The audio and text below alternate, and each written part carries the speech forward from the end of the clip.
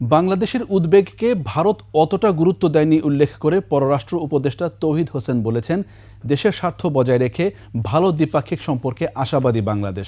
তবে জাতীয় স্বার্থে জাতীয় ঐক্যমত থাকা জরুরি বলে মনে করেন উপদেষ্টা। আর বিশিষ্টজনরা বলছেন, ভারতের সাথে যত বিনিময়ই হোক তাতে যেন অক্ষুণ্ণ থাকে দেশের মর্যাদা।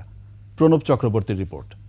এই বিপ্লবের দেশের বাস্তবতায় বাংলাদেশ ভারত সম্পর্ক কেমন হওয়া উচিত সে বিষয়ে নর্থ সাউথ বিশ্ববিদ্যালয়ে এই আলোচনা সভা। এ সময় দেশের স্বাধীনতা, সার্বভৌমত্ব এবং মর্যাদার প্রশ্নে মতামত তুলে ধরেন বিশিষ্টজনেরা। আফগানিস্তানকে পাকিস্তানের বিপরীতে স্ট্র্যাটেজিক রিয়ার বেস হিসাবে ব্যবহার করার জন্য ভারত প্রচুর বিনিয়োগ করেছিল। তালেবান আসার পরে সেটা পণ্ড হয়ে গেছে। আর আফগানিস্তানের সাথে চীনের সখ্যতা গড়ে তুলেছে। এখন বাংলাদেশের ক্ষেত্রেও এই সম্ভাবনা তৈরি হয়েছে। এটা ভারতের একটা ভয়। ভারত কি দয়া করে বাংলাদেশকে স্বাধীনতা দিয়েছে? পাকিস্তান তাদের জন্য একটা থ্রেট ছিল।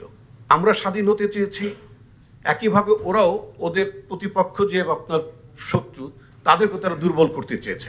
Double million offer Walton fridge কিনে পেতে পারেন 20 লক্ষ টাকা, রয়েছে কোটি কোটি টাকার নিশ্চিত উপহার। বন্ধুত্বের দোহাই দিয়ে ভারতের অযাচিত নাক গলানোর বিরোধিতা করেন বক্তারা। ন্যাক্কারজনকভাবে রাজনৈতিক বিষয়ে, অভ্যন্তরীণ বিষয়ে তারা নাক গলাচ্ছে, প্রভাব বিস্তার করছে, যা বন্ধ রাষ্ট্রের পরিচায়ক হতে পারে না।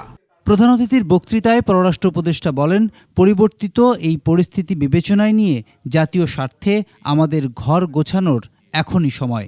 আমাদের যেগুলি কনসার্ন ছিল সেই কনসার্নগুলি ঠিক ওইভাবে কিন্তু সেগুলির ব্যবস্থা নেওয়া হয়নি।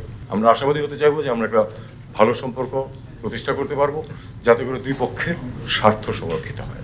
কাউকে হুমকি নয়, আবার কারো হুমকিকে গ্রাহ্য করা হবে না জানিয়ে আন্তর্জাতিক ও অভ্যন্তরীণ বিষয়ে সক্ষমতা বাড়ানোর আহ্বান জানান পররাষ্ট্র উপদেষ্টা। জাতীয় স্বার্থ যেখানে আছে সেখানে জাতীয় ঐক্যমত থাকতে হবে। প্রণব চক্রবর্তী, 21 টেলিভিশন, ঢাকা।